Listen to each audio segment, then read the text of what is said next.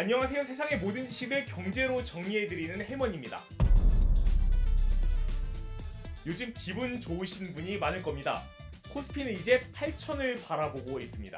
정부에서 기대하던 최대치까지 올라온 상황입니다. 그 중심에는 누구나 아는 삼성전자, SK하이닉스, 반도체 기업들의 실적이 있습니다. 우리는 어디까지 기대할 수 있을지 과거와 현재 상황을 통해서 조금 더 자세히 알 필요가 있습니다. 역사는 반복된다고 해도 지금 상황은 특별한 부분이 많습니다.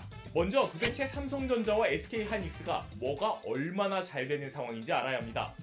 반도체 종류가 너무 많아서 헷갈리시죠? 단순하게 나누자면 CPU와 GPU라고 불리는 논리, 연산, 제어를 하는 시스템 반도체가 있습니다. 그리고 정보를 저장하는 메모리 반도체가 있습니다. 시스템 반도체 성능이 개선될수록 메모리 반도체가 얼마나 많은 양을 기억하는지 또 얼마나 빨리 처리하는지가 중요해집니다. 시스템 반도체가 기다리고 있는데 메모리에서 처리를 못하면 시스템은 기다릴 수밖에 없습니다. 누가 뭘 잘하는지 한번 살펴보겠습니다.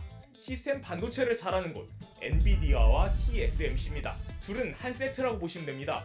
엔비디아가 칩을 설계하면 TSMC는 그 설계도대로 만들기만 합니다. 반도체 제작은 8단계 정도의 공정이 있는데요. 반도체의 기반, 이 웨이퍼라고 불리는 동그란 틀을 만들고 그 위에 화학 처리를 하고요. 빗으로 반도체 회로를 그립니다. 이후에 패키징이라고 해서 웨이퍼를 절단하고 미세한 전기선을 연결하고 접착하고 보호막을 씌우고 불량품을 검수하는 과정이 진행됩니다. TSMC는 이런 제작 공정만 하는데 너무 특화되어 있다 보니까 1나노급 미세 공정이나 패키징에서 삼성전자보다 한 세대 앞서가는 상황입니다. TSMC는 메모리를 만들지 않습니다. 시스템 반도체만 설계 업체의 수주를 받아 만듭니다. 계약 이후 물량을 만들면 되니까 리스크가 적습니다. 그런데 메모리 반도체는 다릅니다. 그 당시 수요가 폭발하면 엄청난 돈을 벌고 수요가 없어지면 조 단위로 적자를 봅니다. 그래서 이 엄혹한 기간을 견딜 수 있는 체력, 즉 규모가 엄청나게 큰 대기업이어야 하고요. 유보금도 수백조 단위로 쌓아놔야 회사가 망하는 걸 막을 수 있습니다. 반도체 대명사 인텔도 메모리로 시작을 했습니다. 하지만 이런 메모리 시장의 환경 때문에 대부분의 업체들이 망해버렸습니다. 인텔도 손을 거의 뗐습니다. 그래서 살아남은 기업은 누구냐?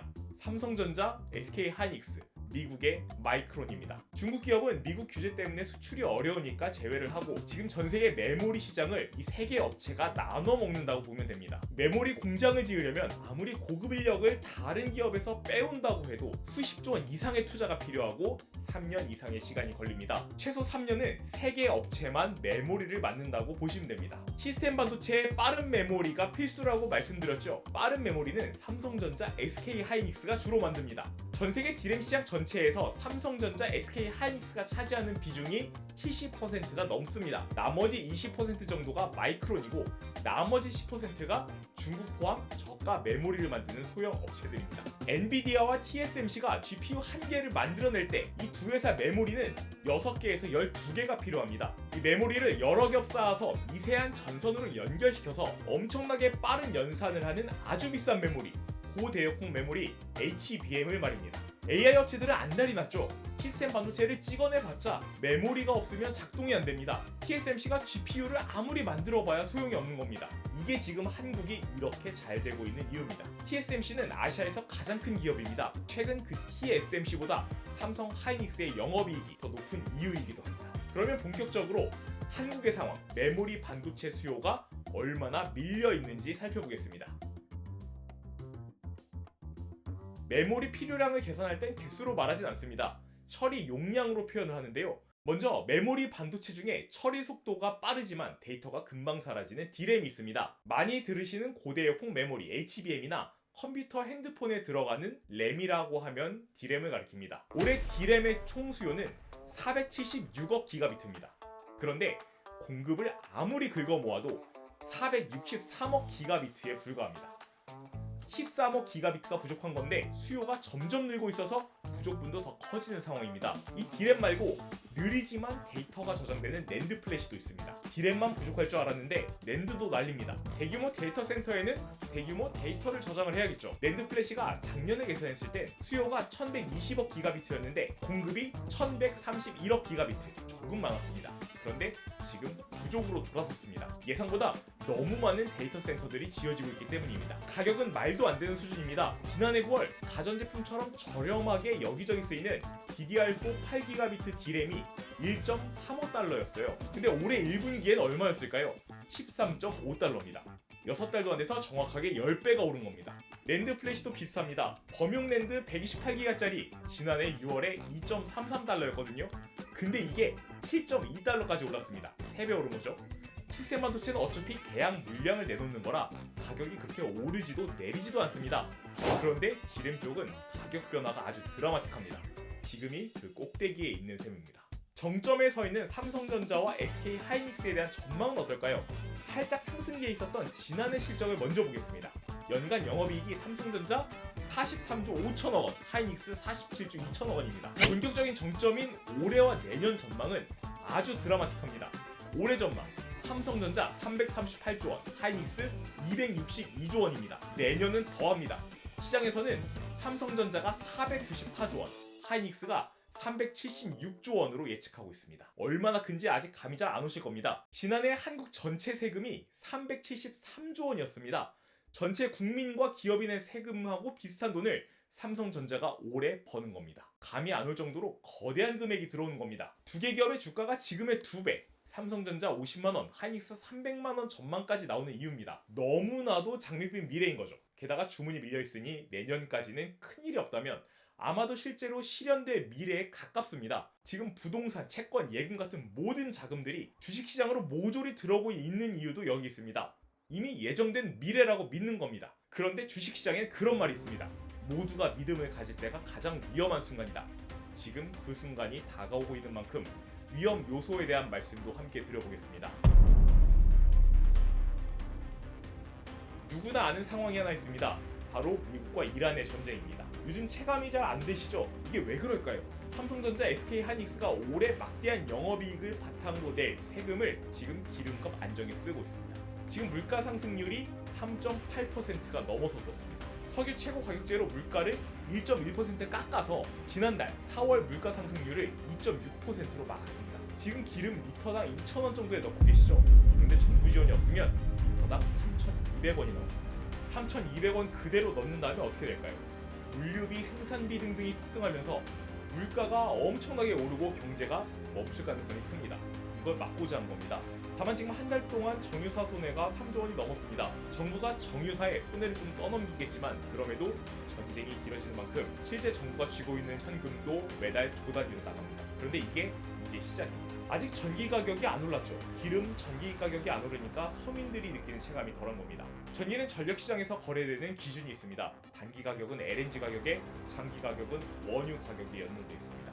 다음 달부터 본격적으로 LNG 가격 상승만큼 전기 생산 비용이 오르게 됩니다. 그리고 전쟁 6개월이 되는 오는 9월부터는 원유 가격에 연동됩니다. 원유가 2배 가까이 올랐죠.